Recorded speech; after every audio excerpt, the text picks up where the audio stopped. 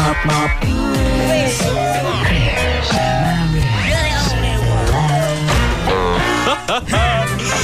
God, I'm still dripping with excitement from my fun at the night of 200 stars. Excuse me, Mr. Sinden. Good evening, welcome. Hello. What are you looking forward to particularly about tonight? I'm from Radio 1. The entire evening. I'm looking forward to it enormously. Alan Rickman isn't here tonight because he's distributing polystyrene suits to the homeless. Is he really? Yeah. He's doing a little routine with some monkeys to cheer them up. You think it's a good thing for him to be doing? Oh, it's marvellous, yes. Oh, yes.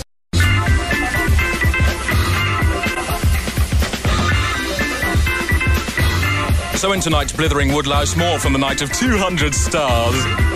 And our very own star guest here tonight, we have three separate sods of the day. Richard Clayderman talking tunes, Teddy Taylor talking Eurotosh, and Max Clifford, who tells us how he would promote Christ if he walked into his office and said, "Help."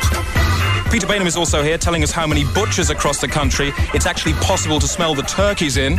Good evening. And in between times, he'll be in the corner of the room over there giving names to some bits of cardboard. Cheers, Peter. Paul Garner at this very moment is parked outside a hotel looking in at the receptionists and porters and wishing he was at home. And also tonight, as the news idiot leers stupidly into the events pipe, we'll keep you abreast of the fids on his face. And Noddy Holder tells us who he thinks will be the first person to rise from the dead on the Day of Judgment. Well, I've got a sneaking suspicion. I don't know, but I think it's going to be Louis Armstrong.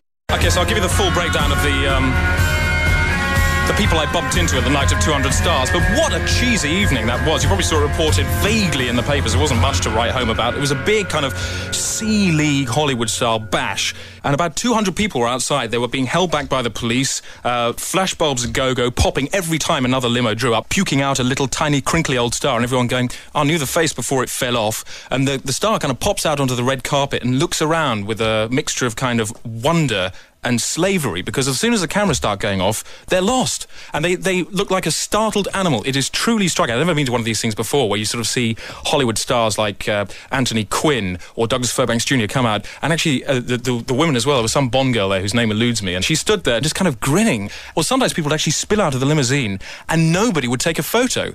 And they looked like somebody had just taken the horizon away or something, somebody had just, a giant had come and whipped the building away from in front of them. They're totally stunned. And they'd whistle through the foyer. No one would stop them. And they'd still have a grin on their face, but it'd be like a grin sort of tainted with horror. I hate it. It's so desperate to see people like that. It's like the first night of Oliver. Don't ask me why I was there, but Oliver, which is on at the London stage at the moment, first night there. Celebs throwing themselves in front of the cameras as they came out. Literally, Richard O'Brien was wearing a dress.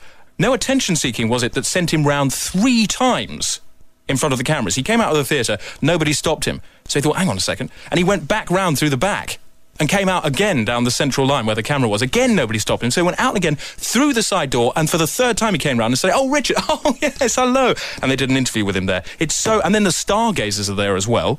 So there were people there to meet Roddy McDowall. Someone would come up to you and give you a conversation that they had with Roddy McDowall, and then they suddenly say, oh, look, there he is. Hi, Roddy. Did the flu clear up? And Roddy kind of looks around and goes, yeah, thanks, yeah. And you realise that the conversation you've just been told about built up over about 5 years of these kind of exchanges, each one just 2 lines. And in 5 years, they've built up a whole paragraph of conversation, which then they can reel out and bore you with. Suddenly, Ginger Rogers flies past in a wheelchair, followed by Petula Clark. People are screaming. I'll give you the clips now, but there was also the weirdest thing of the whole evening was a priest from my school who I saw there without his uniform on. And he sat down with his back to a radiator and poured himself a thermos of coffee and then just gazed up at the stars. And then when I turned around, he'd gone. Okay, so here they are from the night of 200 stars. And it was an evening for the Great Ormond Street's Children's Hospital, Donald Sinden, Simon McCorkindale, and Petula Clark. Excuse me, Mr. Sinden. Good evening, welcome. Hello. What are you looking forward to particularly about tonight? I'm from Radio 1. The entire evening. I'm looking forward to it enormously. Alan Rickman isn't here tonight because he's distributing polystyrene suits to the homeless. Is he really? Yeah. He's doing a little routine with some monkeys to cheer them up. You think it's a good thing for him to be doing? Oh, it's marvellous, yes. Oh, yes. Welcome, Simon. Hello. It's a charity event for the Children's Hospital. Any word for them at this time of year? Absolutely. I mean, this is their time of the year, isn't it, after all? When some of them are very, very sick at the moment. Well, I mean, There was an incident today, I think, with a dog on a food disposal unit there at the hospital. Is that right? Does that make you feel happy or sad? It doesn't, it doesn't make me feel happy. Thanks. Enjoy this evening. Sheila, Peter Hamill from Radio 1, congratulations on this evening. Thank you. Do you have a word about Alan Rickman, who's not attending tonight? Oh, is he not attending? He's distributing polystyrene hats to the homeless. Well, that's good for him, you know. Hey, listen, we all do our thing. What are you looking forward to most? Hey, listen, I'm just here and it's wonderful. The whole evening is just smashing. Any comment on the death of Meatloaf today? I didn't know. He exploded this afternoon on stage. I'm sorry, you've just broken the news to me. I didn't know. Exploded. Meatloaf? We got it about half an hour ago. I adored him. And he was one of the... He's a lovely, lovely man. And I was hoping that we were going to do something. OK, the first of our three sods of the day today, Richard Clayderman, who has been at the top of the album charts this year with none other than James Last. Our reporter Clanger McMartin hunted him down in a hotel room and asked him some pertinent questions. How do you remember all the tunes?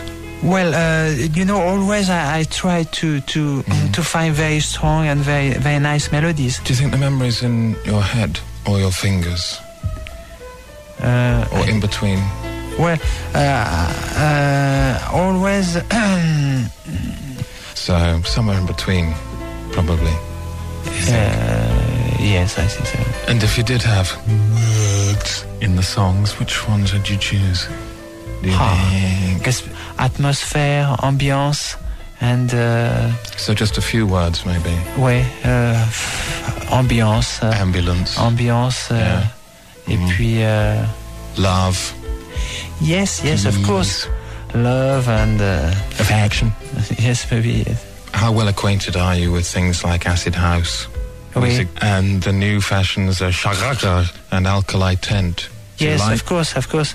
And I enjoy very much listening to a different style of music. Does it influence you very well? It depends, yes. Sometimes, maybe. But I prefer to listen to singers like Paul McCartney or Liza Minnelli or Barbara Streisand. It's more my style. Have you ever considered playing any other sort of instrument? Not, violin, trumpet, pink oboe? No, because not even for pleasure?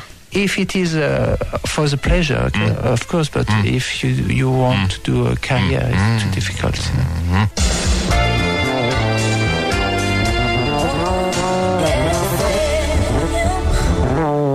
Huge thanks there to our reporter Clanger McMartin. And Peter Bainham's in, just checking up on which butchers in the country you can actually smell the turkey. And Peter, have you found any yet? No, nothing. I mean, I've been looking around and I've been ringing, but there's nothing. All right, yeah, cheer up though. I mean, it's not the end of the world. Well, it's bloody Christmas, isn't it? Yeah, I know. We all have a kind of a blues about Christmas, but you can just go through rubbish. I mean, I haven't done a frigging pimp of Christmas shopping, right? And I go down Oxford Street today, there's these idiots walking down with their miserable expressions and their plastic bags, all getting in my way. I mean, it's nothing to do with the Christmas spirit, it's just a waste of everyone's time. Yeah, the Christmas spirit, the whole point about the Christmas spirit is it's a total myth. The real Christmas spirit is based on a pagan festival, and it's everybody having a good time and going out and buying stuff and giving people gifts. You forget the Christmas... What use is what you're saying there? I mean, it's a Christian festival now. It's not a pagan festival. The Christian's just a little blimp. It's just a little distraction. It's not actually the truth. There's no evidence for the Christian thing at all. If you look back at the Christian... that's all that A.N. Wilson garbage. No! It really can't be bothered Okay, you take any Christian image, right? Take a central Christian image from Christian law, the stable scene, right? Yeah. Totally ripped off from pagan imagery. In the 3rd century BC, the pagans believed in a huge flood, and from that flood was saved a group of animals that were marooned on an island in a shed, and that is the origin of the stable scene. And then Christianity took it and they replaced some of the farm animals with human beings, so that, for example, the heron in the shed becomes Joseph. Mary was a monkey. There are a whole pile of adders in the corner which the church wrote out because they don't like snakes. And Jesus was a chicken. A chicken? Yeah, a chicken. The only reference to anything like the Christ story is in fact about a large chicken which plagued the Roman authorities in Jerusalem because it used to disrupt markets.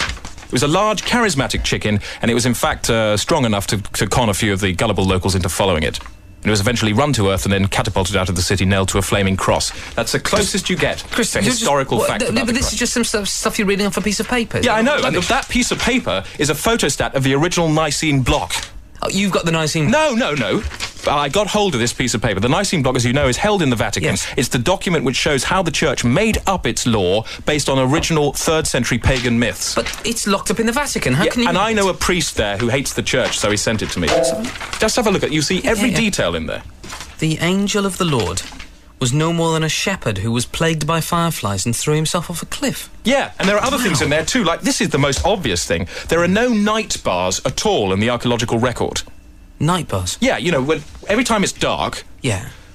A little dark band is laid down in the earth. So if you dig through the earth and through the centuries, you see lots of little dark bands which mark every night. Now, if you dig through the earth there are no dark bands, therefore there were no nights at all. It was permanent daylight at that time.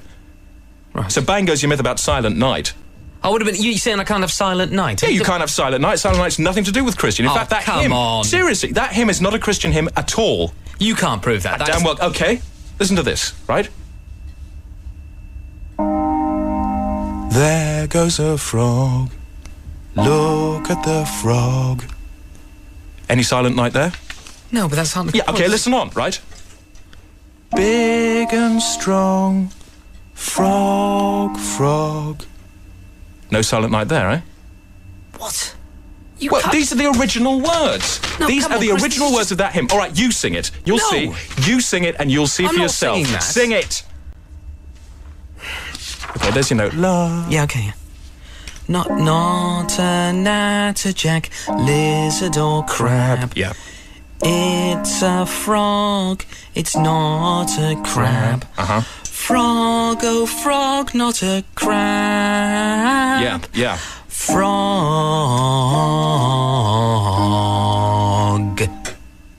You see, it's a German hymn of frog worship. Goodness.